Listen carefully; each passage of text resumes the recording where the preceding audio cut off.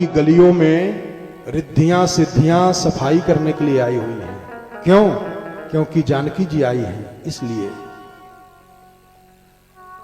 अब अपने जीवन में थोड़ा विशेष रूप से अब ध्यान देकर के और समझें। क्यों?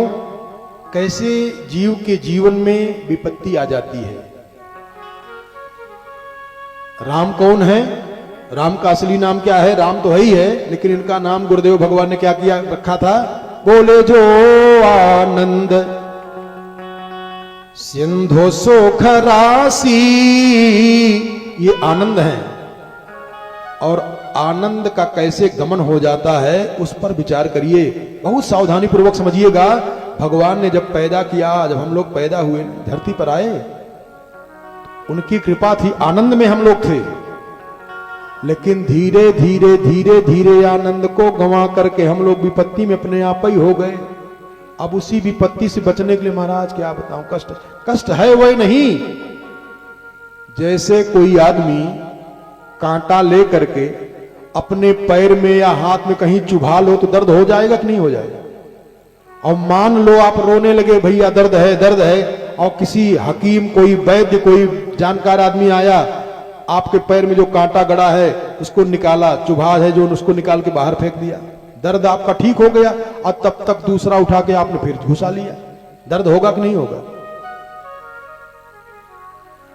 ये जो भगवान है, जो राम है, ये आनंद है। और इनका जब आगमन हो जाएगा तो जीवन में अपने आप आनंद आनंद हो जाएगा। लेकिन करते क्या है?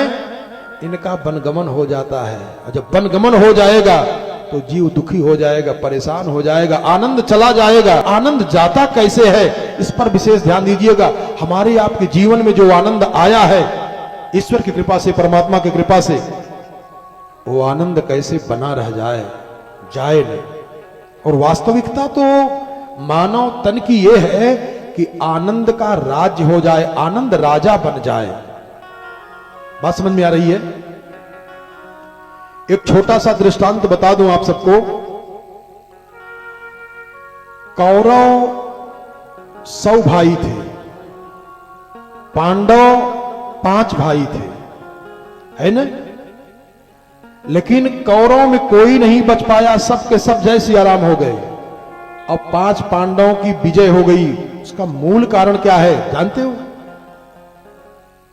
उसका मूल कारण समझ लें।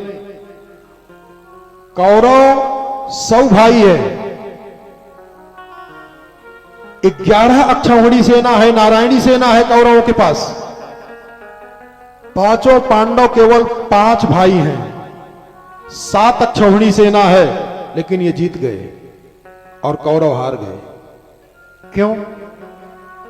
किसी परिवार में आप देखें कि बहुत पूजा पाठ करते रहते हैं लेकिन वो परेशान रहते हैं, और कोई कम करता है लेकिन मस्त रहता है, आनंद में रहता है। क्यों? कारण क्या है उसका?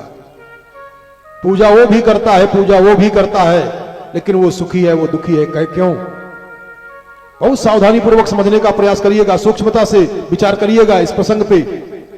कौरव 100 भाई हैं, 11 अक्षौहिणी सेना है, नारायणी सेना भी है, इनकी पराजय हो गई। 5 भाई है पांडव, 7 अक्षौहिणी सेना है, जीत गए। क्यों? धर्म पांडव पक्ष में भी है, धर्म कौरव पक्ष में भी है, दोनों में धर्म है। ये जो विदुर जी हैं, ये धर्म के ही तो अवतार हैं। जानते हो नहीं इस कथा को? मांडव्य ऋषि को सूली पे चढ़ा दिया था यमराज ने, धर्मराज ने। और जब मांडव्य ऋषि को सूली पे चढ़ा दिया तो मांडव्य ऋषि ने धर्मराज यमराज से कहा कि हमको सूली पे क्यों चढ़ा दिए? तो कहा जब आप 4.5 वर्ष के थे तो एक कीड़ा को पकड़ करके नाक फणी के कांटे में चिपका दिया था, उसी के पाप के कारण आपको सूली पे चढ़ाया जा रहा है। तो मांडव्य ऋषि ने कहा कि जब बालक 5 वर्ष से छोटा होता है, कोई पाप करता है, तो उस पाप का परिणाम उसके माता पिता को भोगना पड़ता है, बालक को नहीं भोगना पड़ता है। मेरी अवस्था 5 वर्ष से छोटी थी जब मैंने कीड़ा को नागफनी कांटे में चिपकाया था, और उसका पाप आपने हमको दे दिया, तो लो मैं श्राप देता हूं कि आपको भी मानव लोक में आना पड़ेगा। तो वही यमराज धर्मराज विदुर बनकर के आए थे। और साक्षात धर्मराज ही युधिष्ठिर बनकर के आए थे पांडव पक्ष में।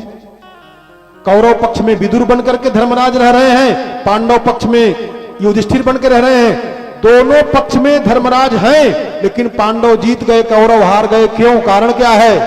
क्योंकि पांडव के पक्ष में जो धर्मराज युधिष्ठिर हैं, धर्म है, वो मालिक बनकर के रह रहा है, और कौरव पक्ष में जो धर्म है उसको नौकर बनाया जा रहा है, अपने अनुसार गिराया जा रहा है। इसलिए वहां की पराजय हो गई और इनकी जीत हो गई। प्यारे, अगर आपके परिवार में धर्मराजा बनकर के रहेगा तो निश्चित है कि विजयश्री आपके चरणों में विराजमान रहेगी। और अगर धर्म को आपने नौकर बनाने का प्रयास किया, अपने अनुरूप घुमाने का प्रयास किया, तो धर्म जाते जाते आपका विनाश करके जाएगा। यतो धर्मस्ततो जय। तो आज राजा दशरथ बैठे हुए हैं, और जब राजा दशरथ बैठे तो चारों तरफ से बखान होने लगा। बोले त्रिभुवन तीनी काल जग माही अभूरी भाग दशरथ सम नाही। ध्यान से समझें, बहुत ध्यान से समझें। दशरथ है, दशानन है, दोनों का पूर्वार्ध एक है, उत्तरार्ध में अंतर आ जा रहा है, और उस उत्तरार्ध के अंतर का परिणाम बड़ा भयानक हो जाता है। कैसे? जरा देखिए, राजा दशरथ का बखान हो रहा है। बोले त्रिभुवन तीनी, तीनों लोक में, तीनों समय में, वर्तमान काल में, भविष्य काल में, भूतकाल में ऐसा पुण्यात्मा न कोई था, न है, न भविष्य में होने की संभावना है। बोले त्रिभुवन तीनी काल जग माही और भूरी भाग दशरथ सम नाही। कथा से आपको सिखा दे रहा हूं, कथा से सीख लो। दशरथ ने क्या किया? ज्यों चारों तरफ से बखान के स्वर आने लगे, बखान के शब्द सुनाई देने लगे, तो राजा दशरथ ने क्या किया? बोले राय सुभाय। ये ध्यान दें, ये जीवन में कर लीजिए, कभी आप असफल नहीं हो पाएंगे। बखान हो रहा है चारों तरफ से, वाह, राजा दशरथ के समान पुण्यात्मा कौन है, राजा दशरथ के समान भाग्यशाली कौन है? कोई नहीं है दुनिया में। जब चारों तरफ से बखान हो रहा है तो राजा दशरथ ने क्या की? सुभाय अरे मुकुर कर लीन्हा। मुकुर माने दर्पण, शीशा।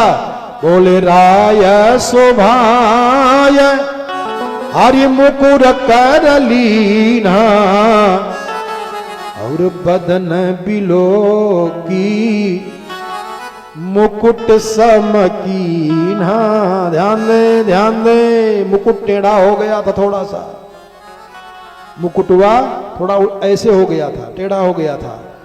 तो राजा का कर्तव्य है, मालिक का कर्तव्य है कि मुकुट को सम रखे। सम रखे का मतलब अपना विचार व्यवहार परिवार के प्रति सम रखें, बराबर रखें, पक्षपात न करें। परिवार में जो मालिक हो घर का, अथवा जो क्षेत्र का मुखिया हो, अथवा जो विधायक हो, एमपी हो, मंत्री हो, राजा हो, तो राजा का कर्तव्य है ये जो राज सत्ता का मुकुट हो, सम हो, बराबर हो, पक्षपाती न हो, इधर उधर न होने पावे।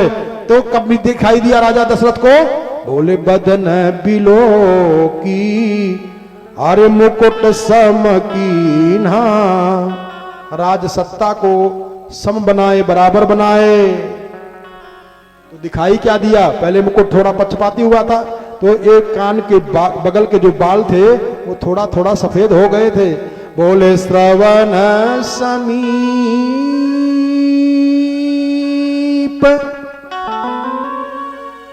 ये कथा सिखाती है, इतना सिखा देती है, पढ़ने की जरूरत ही नहीं पड़ेगी, कहीं जाने की जरूरत ही नहीं, यहीं बैठे बैठे। बोले श्रावण समीप और भय शीत के सा। राजा दशरथ जान गए, मनहु जरठ पन हर यस उपदेशा। राजा के मन में विचार आ गया कि मेरे अब बाल पक रहे हैं, तो अब हमको ये राज सिंहासन दूसरे को समर्पित करके अब हमको भजन करना चाहिए। बोले चौथे पाना। बात समझ में आ रही है? धीरे धीरे धीरे धीरे संसार से वैराग्य आ जाए, परमात्मा से प्रेम हो जाए, वो क्रिया करते रहना चाहिए। बोले ढली जा रही है, तो समझे में नहीं आ रहा है।